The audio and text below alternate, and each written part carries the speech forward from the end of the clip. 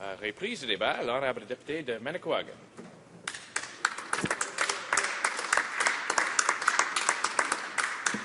Monsieur le Président, j'entamerai cette allocution liée au projet de loi visant à modifier la loi sur les Indiens en reprenant certains thèmes centraux aux présentations m'ayant permis de rejoindre des milliers de citoyens aborigènes au pays au cours des 2 dernières années. Maintenant, Monsieur le Président, qui est à me répéter, au cours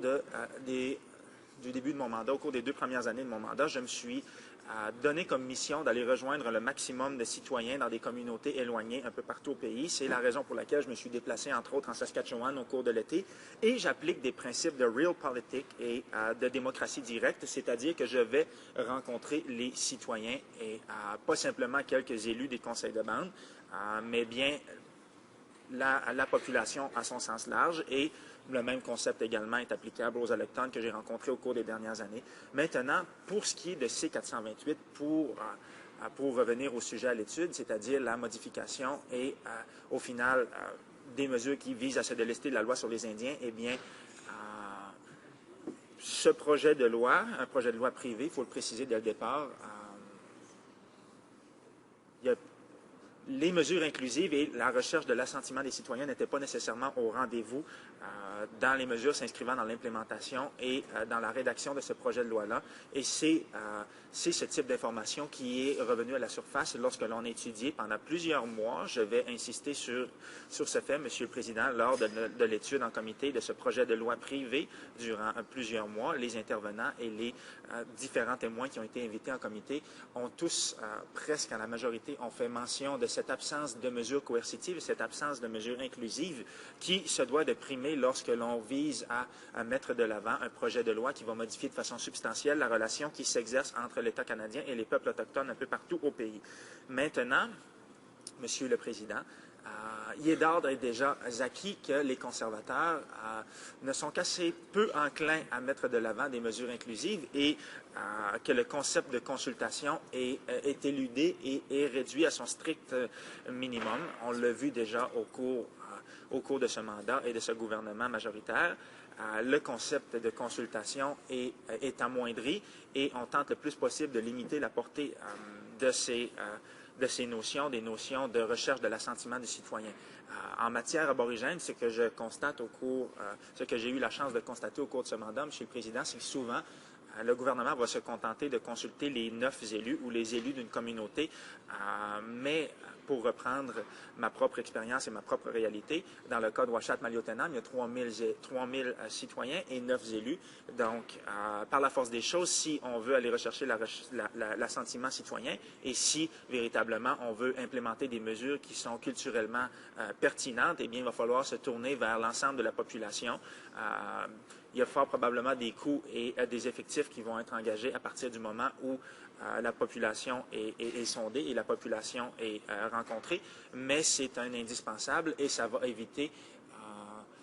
de finir avec la levée de bouclier telle qu'elle se conçoit à l'heure actuelle, telle qu'elle est rapportée dans les médias. On a vu déjà que les communautés autochtones sont assez assertives et qu'il y a des mesures mises de l'avant et qu'il y a une levée de bouclier qui s'observe à l'heure actuelle. Et une réelle inclusion pourrait mitiger ou à tout le moins limiter cette fronde citoyenne. Partant de ce constat, il importe de préciser que les lacunes propres à la recherche de l'assentiment des citoyens concernés préalablement à l'édiction des mesures proposées justifient à elles seules l'absence d'adhésion exprimée par un large éventail d'acteurs politiques au pays. Maintenant, Monsieur le Président, lorsque je parle d'un large éventail d'acteurs, au cours des mois, je pense qu'on a étudié ce projet de loi bien précis, ce projet de loi privé, durant 2 mois, c'est un minimum, durant 2 mois en comité, et de multiples intervenants ont été appelés à la barre et sont venus témoigner de l'absence de mesures inclusives et de leur absence d'assentiment au final face à cette réforme et à cette relecture de la loi sur les Indiens. Maintenant, j'insiste sur le fait que cette étude-là a duré plusieurs mois et je demanderai à mes collègues et confrères de se demander et de se questionner sur les réelles motivations derrière la mise de l'avant par un député en sa qualité individuelle d'un projet de loi visant à modifier la loi sur les Indiens, surtout cette nécessité, de cette volonté du gouvernement d'étudier ce projet de loi privé à raison de plusieurs heures et à raison de frais substantiels associés à cette étude-là en comité. Est-ce que mes collègues et mes confrères ont joui du même traitement de faveur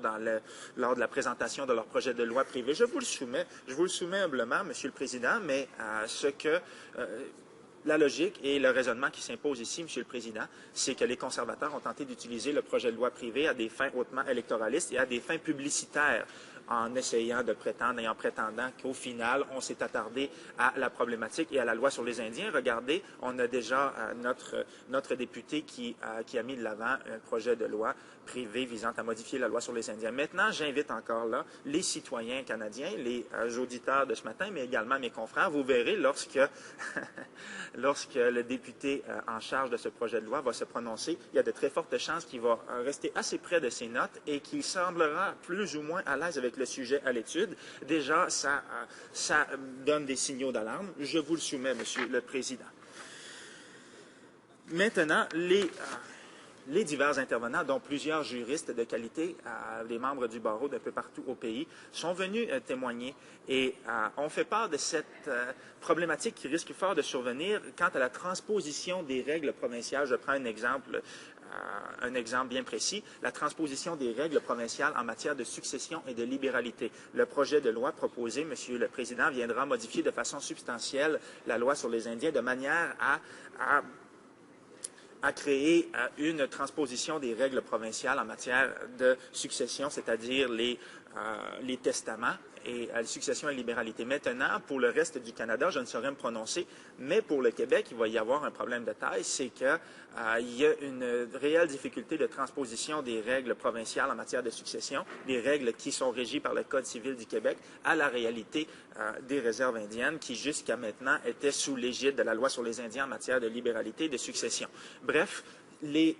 témoignages qui sont remontés à la surface lors des séances de comité étaient à l'effet que ce projet de loi était mal avisé en fait et en droit et qu'il y aurait de très fortes chances qu'il y ait des montants substantiels qui soient engagés à la défense même des objectifs et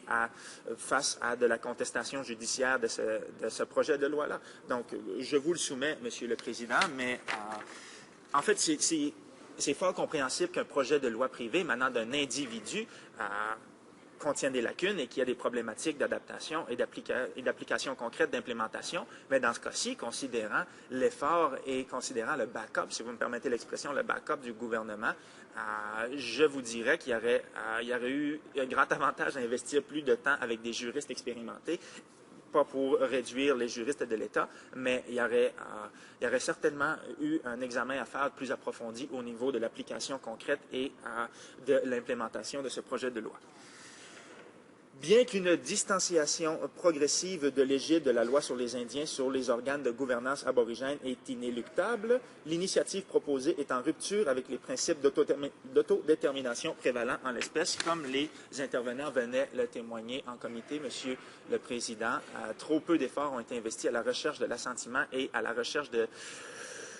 la mise en commun des forces avec les membres des communautés. Et c'est là où le bas blesse, puisque c'est une matière hautement contentieuse, une matière hautement identitaire, c'est-à-dire la novation et